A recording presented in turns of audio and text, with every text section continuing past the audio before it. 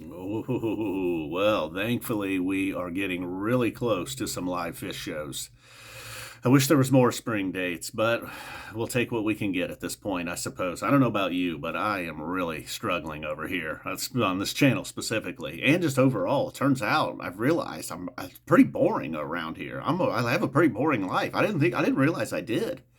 I'd like to think when there's not much going on in the Phish world, and I've gone through some classic recaps, I just like to just whatever, get on here and just talk about whatever, and then hopefully some funny stuff comes up. But man, I have absolutely nothing.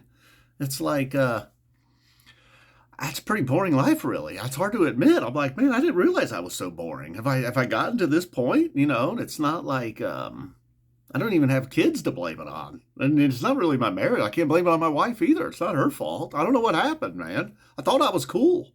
Turns out, just turning into an old geezer without these live Phish shows. I mean, you got to admit, they are the most exciting. I mean, the old recaps are fine. It's just it doesn't have something there, though. And then all the other stuff I'm into, maybe I don't love it as much as I thought. Because certainly, from the minute I started this YouTube channel, the stuff I really like, I couldn't help myself. I had to get on here and talk about it. Maybe I could blame the wife for that, because now I just talk her ear off about things that no one else cares about that I used to turn to YouTube for. But then it turned out people did care about Phish. I didn't know that many people were going to care about my Phish recaps when I first started doing them. So maybe I should give this other stuff a shot, but I don't think so. And then it's like, well, maybe it's time to move beyond that. Let's talk about F. Zappa 20 the person. Boring. There's nothing going on, man. So maybe I was going to talk about this dude, this guy lived in our neighborhood when I grew up. But then I was like, well, then am I really just ripping on him? It wasn't his fault. He suffered an injury, became obese, and then never cleaned his house after that for like the next 2 decades. And I sometimes had to enter the house until the day when my brother asked me if I could help him take a chair out of Mike's house, and I refused.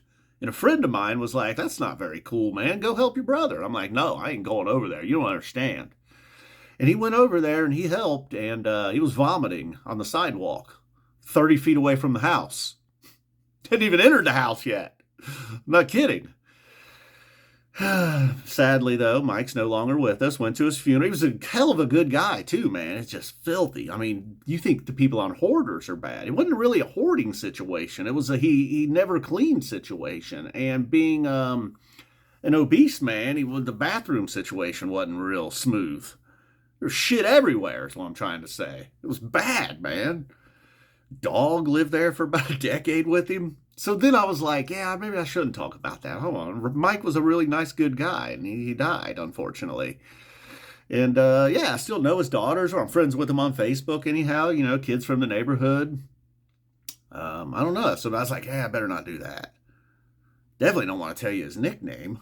You know his nickname. Oh, there's a couple opportunities there. All right, so I just need some shows, man. We're waiting and waiting, waiting. Been trying, hoping. I hung out with some of the. I went to the first Bonnaroo. Some of you may know, 2002, I believe it was. Trey headlined. Mikey Hauser was still with a Widespread Panic at the time. Buckethead was with Les Claypool. So anyhow, in 2002, me and a group, I think there were 7 of us, 6 other guys and myself. There was 4 of us together the other night. I think it might have been a tie for the most since. And one of the dudes I have not seen since the day we left Bonnaroo. We left in separate cars. I was like, later, man.